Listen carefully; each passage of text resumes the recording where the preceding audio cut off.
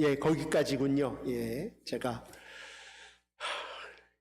어저께 걸어가는데 갑자기 허리가 삐끗해가지고 부활절인데 못 나올 줄 알고 1년 전인가 2년 전에 고생을 꽤 하지 않았습니까? 그래서 바로 응급조치로 움직이지 않고 그대로 누워서 얼음을 등에다가 댄 다음에 가만히 있으니까 슬슬슬슬슬 풀리더라고요. 그래서 감사하게 오늘 이 자리에 쓸 수가 있었습니다.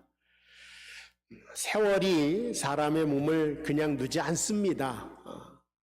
금방 찾아오고 금방 떠날 날이 가까우고 막으려고 굉장히 애를 쓰죠. 사람들이 과학기술을 발전해가지고 주름도 피우고 하여간 오만 가지 실험을 다 해서 평균 연령이 지금 100세까지 살겠다 이렇게 얘기를 하지만 영혼에 비해서는 인간의 노력이 정말 보잘것이 없는 것을 알 수가 있습니다. 그래서 우리의 몸이 연약해질수록 나약해질수록 겸손해지면서 하나님을 만날 준비를 해나가는 것이다 생각을 하고요. 그럼으로써 우리가 부활절에 임하는 우리가 짧은 생일을 살아가면서 영원하신 하나님을 바라본다는 것이 그래서 그만큼 중요하다고 생각을 합니다. 주님께서는 죽은 자 가운데서 일어나셔서 부활을 하셨죠. 그리고 우리는 그 주님을 믿음으로 말미암아 천국에 가게 될 줄로 믿으시기를 바랍니다. 구원의 확신이 있어야 되는 거예요. 이 땅을 살아가면서 내가 괜히 왔다가 괜히 어디로 가는지 알지도 못하고 죽는 것이 인생이 아니라 하나님의 뜻하신 바가 있어서 이 땅에 오고 또 내가 찾아갈 본향이 있고 하나님의 품이 기다리고 있다고 하는 사실을 아는 것만큼 귀한 것이 없습니다. 그래서 우리가 죽은 다음에 다 같이 무덤에 갈 거예요. 마지막 날에 무덤의 문이 열리잖아요. 죽었던 사람이 다시 일어나잖아요. 근데 갑자기 고민이 되는 거예요. 요즘엔 다 화장을 한다 그러던데 화장한 다음에는 어떻게 될 것인가? 그래서 나는 화장 안 할랍니다. 이렇게 말하는 사람도 있고 여러 가지 생각을 많이 하는데 주님께서는 돌아가신 다음에 부활하셨더니 손에 못자국을 보여주시면서 옛날 몸이네 이렇게 되잖아요.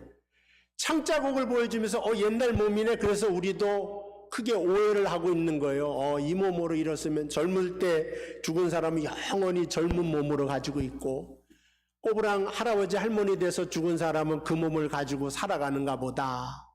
그런데 주님의 부활의 몸은 십자가는 주님의 상징이에요. 내가 너를 사랑한다 상징. 내가 너를 위하여 죽었다 그 상징이란 말이에요. 은혜의 상징. 그걸 그대로 가지고 있어요. 그렇지만 부활한 다음에는 제자들이 있는 곳에 그냥 이렇게 벽을 뚫고 이렇게 오셔요. 막 시간을 초월해서 여기에도 나타났다가 동시에 막 여기에도 막 나타나고 거리를 초월해서 막 다니는 부활체를 가지고 부활하신 것을 보게 됩니다. 못자국은 그대로 있지만 몸은 예전의 몸이 아니라는 거죠. 그러니까 우리도 부활할 때는 그런 염려하실 필요가 없다. 화장을 대서 뼈가루만 날린다 할지라도 다시 하나님의 능력으로 부활할 때는 부활한 새로운 몸을 가지고 그러나 뭔가 좀 연속성이 있어요. 연속성이 있지만 새로운 몸을 가지고 부활할 것입니다. 그리고 우리는 부활을 이 땅에 살아가면서도 날마다 체험을 해야 됩니다. 부활이라고 하는 뜻은 생명이 다시 살아나는 거잖아요. 생명이라고 하는 것은 그냥 뭐라 그럴까 살아있다 그것뿐만 아니라 생은 살아있는 거고 명은 명령하는 거거든요. 그러니까는 살아내라고 하는 명령이 바로 생명이라고.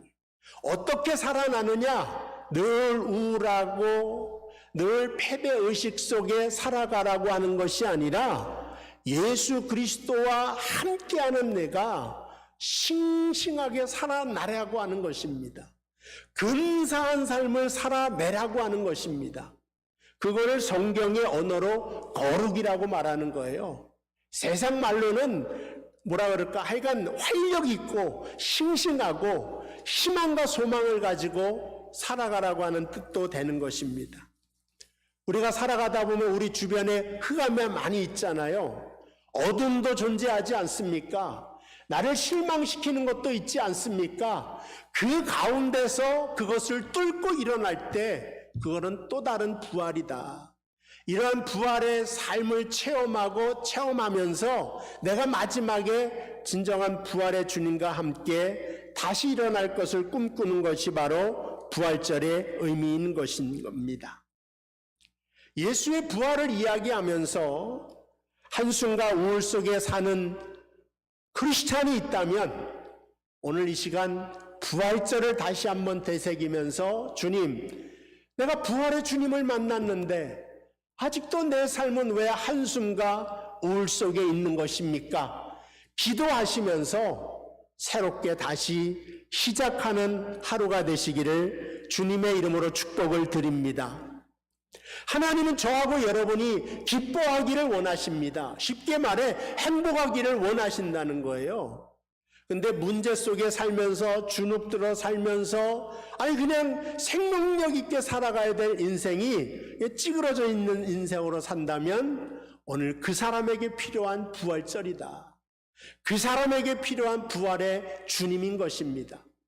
그래서 저하고 여러분들이 부활의 주님을 오늘 확실히 붙잡고 나아가면은 오늘 부활절이 나에겐 정말 의미 있는 일이요. 나는 할 수 없지만 하나님으로서는 할 수 있는 것입니다.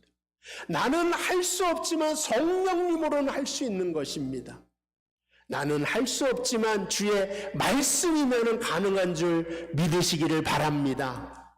오늘 말씀 받는 시간입니다. 내가 죽은 다음에 다시 부활하겠다. 그거보다도 지금 살아나야 됩니다. 오늘 말씀의 배경이 나사로가 몹시 아프다고 하는 그때죠. 거의 죽어간다라고 하는 소식을 들었는데 오늘 11장 6절을 보니까 나사로가 병들었다 함을 들으시고 그 계시던 곳에 이틀을 더 유하셨다. 예수님께서 병들었으면 빨리 죽기 전에 가서 고쳐주셔야 되는데 이제는 이틀을 더 유하시면서 죽기를 기다리십니다.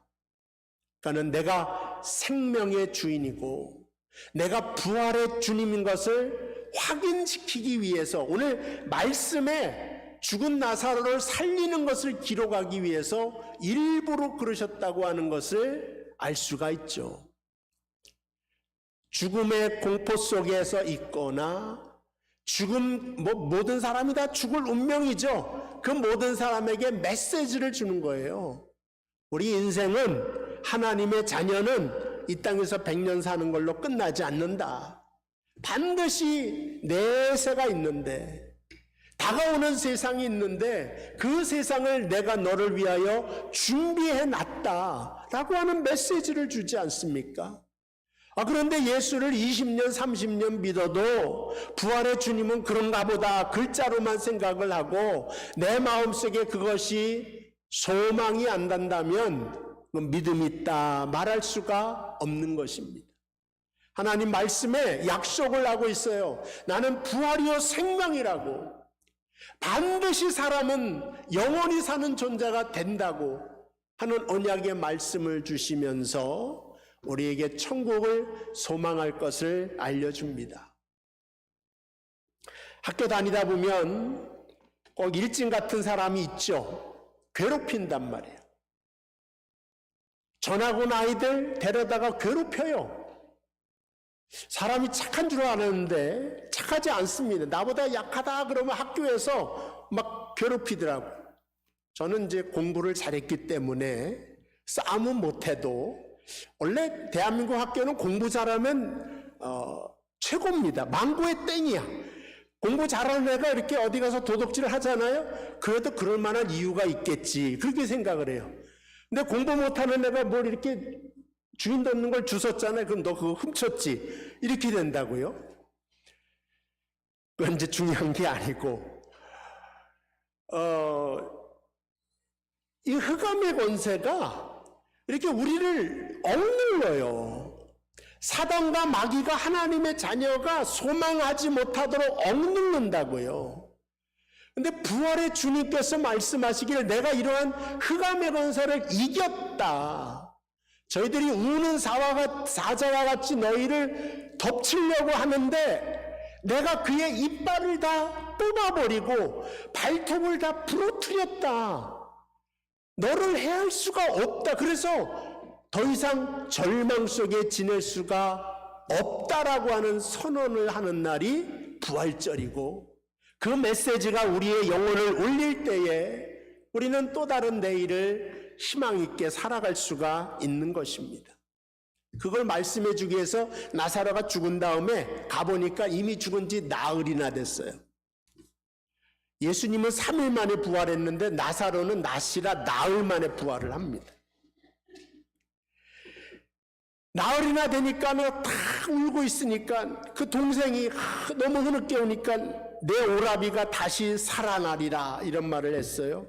그러니까는 이 여동생이 말하기를 마지막 부활 때에 다시 살아날 줄 내가 압니다. 나도 그 정도는 압니다. 그때 예수님께서 나는 부활이요. 나는 부활이었다도 아니고 나는 생명이니 생명일 것이다도 아니고 지금 말이에요. 지금 나는 부활이고 생명이니 나를 믿는 자는 죽지 않고 죽어서 나를 믿는 자는 영원히 살 것이다. 이게 뭐예요? 지금 내 오빠가 살아나는데 왜 지금 그 마지막 때를 생각하느냐.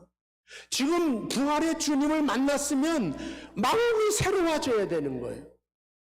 아유, 목사님, 나는 건강도 안 좋고 집도 없고 돈도 없고 직장도 레이오프 당할 가능성도 굉장히 커졌고 AI가 쫓아와서 내 직업은 없어진다고 하고 뭐 기후 이상으로 내일 먹을 쌀거리도 걱정되고, 아니 보니까 일본 사람들은 쌀이 없어갖고 한국에 여행 와서 쌀을 사간다는 거 아닙니까? 남의 나라 얘기가 아니에요. 일본도 그러면 캐나다도 그럴 수가 있죠. 트럼프가 안 줄 것 같죠? 미국 쌀. 안 줍니다. 이러한 삶에 정말로 부활이 있다면 하나님, 날마다 나로 하여금 부활을 체험하면서 살게 해주세요. 일진 같은 놈이 흑암의 세력이 나를 괴롭혀서 죽어 있는 것이 아니라 좀 허리가 아파서 이게 꼬불꼬불해졌으니 아유 나도 이제 다 됐나 보다 이렇게 살아가는 것이 아니라 하나님, 하루를 살더라도 부활의 주님 손잡고 활기차게 내 몸이 좀 병들어도 마음만은 영혼만은 건강하게 살게 해주세요. 그 비결이 있다는 거예요. 뭐예요? 네가 오늘 부활의 예수를 만나면 그렇게 살 수 있다. 얼굴이 환해질 수가 있다는 거예요. 내가 얼굴에 빛이 나면 내 옆 사람이 즐겁다니까요. 인상 쓰고 그렇게 쓰면 저도 막 긴장이 돼. 우리 권사님도 얼굴 보는데 인상 딱 쓰고 있으면 제가 긴장이 돼.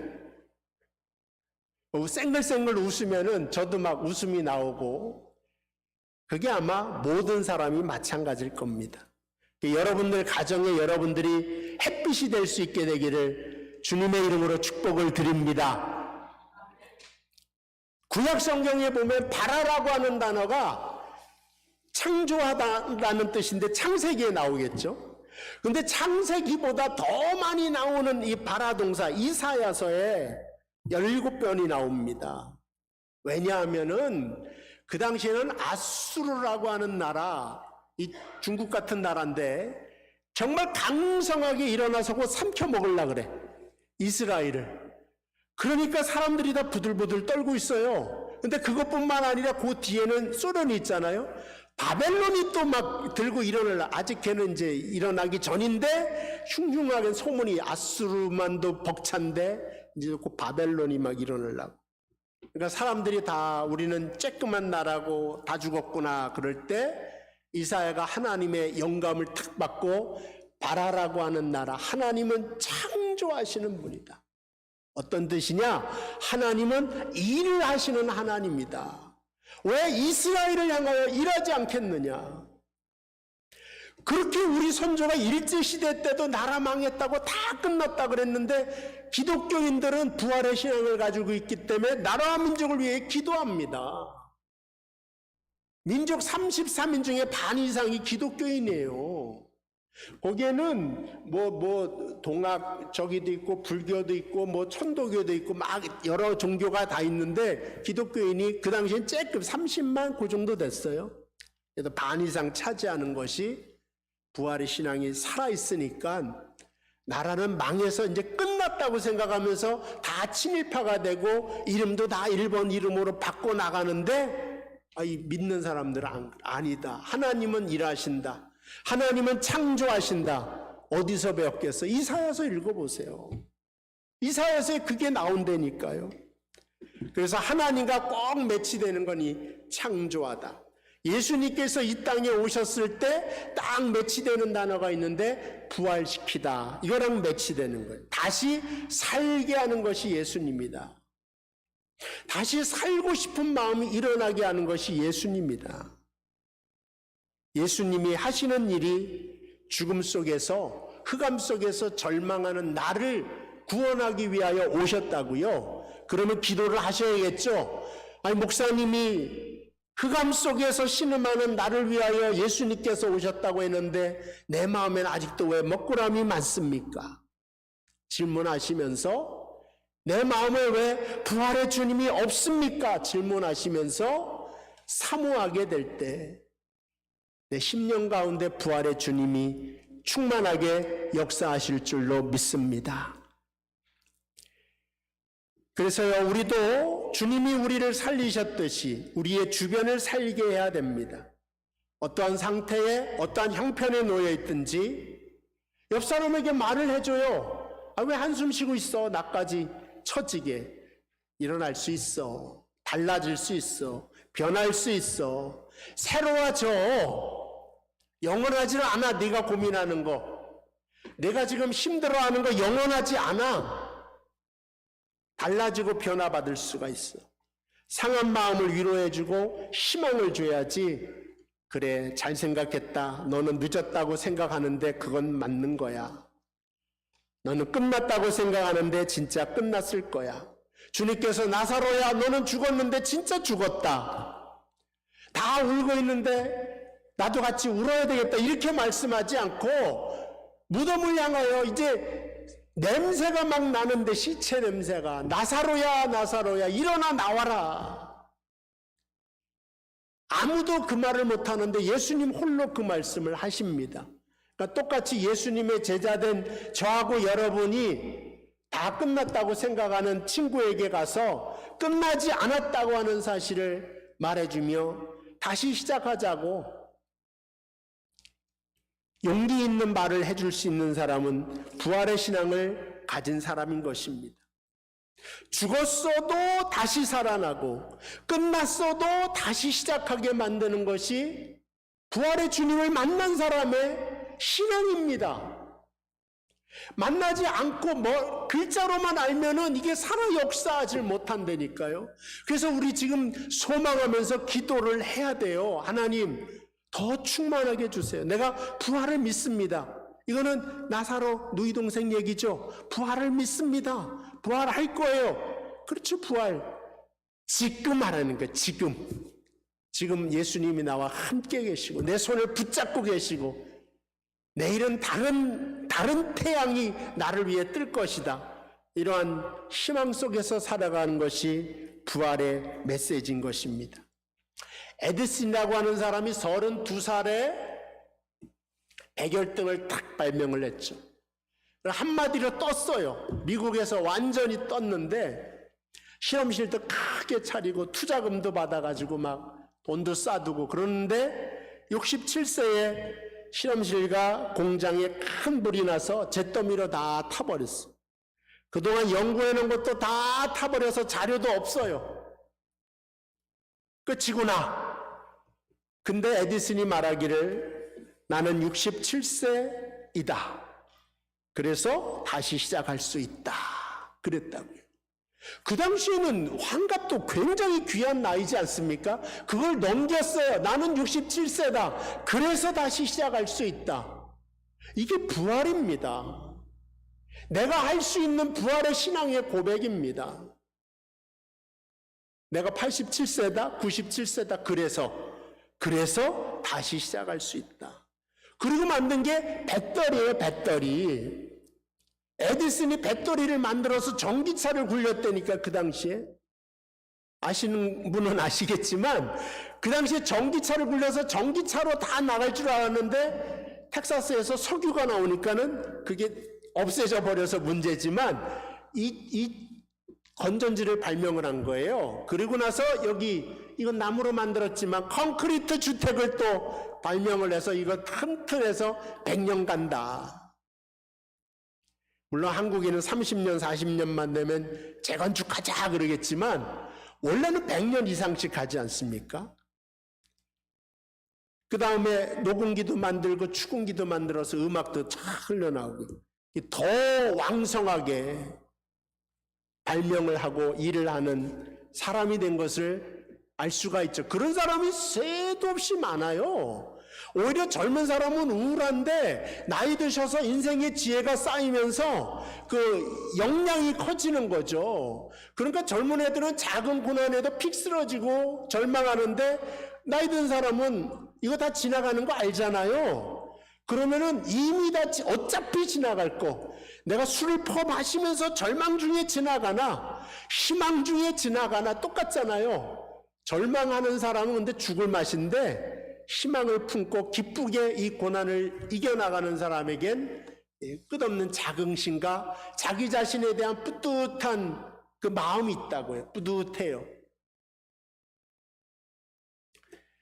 뿌듯해진 나를 생각하면서 부활의 주님처럼 움직이자 이런 말을 했는데 고난이 오면은 마귀는 여기까지다 말을 하잖아요. 그만해라, 중단해라. 그러나 주님 안에서는 중단이 아니라 움직이는 동사가 됩니다. 영어라는 것이 굉장히 좋은 언어라고 하는 것이 변해요, 변해. 한국말은 별로 변하지 않는데 댄스 그러면은 춤추게 하다라는 타동사도 되지만 춤도 된단 말이에요. 원래 춤인데 춤을 추는 거지. 동사가 돼서 뭐든지 동사가 돼서. 그레이스라고 하는 게 은혜를 입힐 수도 있지만 은혜라고 할 때는 글쎄 이게 어떻게 될지 몰라요. 그러나 동사도 된다는 거예요. 그레이스가 러브도 사랑하다 하지만 사랑도 되지 않습니까? 그러니까 여러분이 사랑을 받았으면 사랑하는 동사로 이렇게 변화를 시켜야 돼요. 주님은 움직이잖아요. 죽었다고 해도 가만히 있는 것이 아니라 나사로야 일어나라. 일어나 나와라. 이렇게 동사로 살아가는 우리가 돼야 됩니다. 이제 부활절이 됐습니다. 백합을 바라보세요. 부활의 날에 주님의 무덤 옆에 백합이 활짝 폈다는 거예요. 물론 성경에는 안 나옵니다. 전설에. 그래서 백합을 갖다 놓는 거예요. 이 백합을 바라보면서 이제 부활절 지나고 난 다음에 저하고 여러분은 딱 한 가지를 해야 되는데 예수를 바라보시기를 바랍니다. 세상을 바라보고 인간을 바라보면 실망하지만 예수를 바라보면 소망이 생겨요. 사람을 바라보면 실망하여 때로는 인상이 써지지만 예수를 바라보면 희망 속에서 웃을 수가 있는 것입니다. 믿음의 주여 또 온전케 하시는 이인 예수를 바라보자.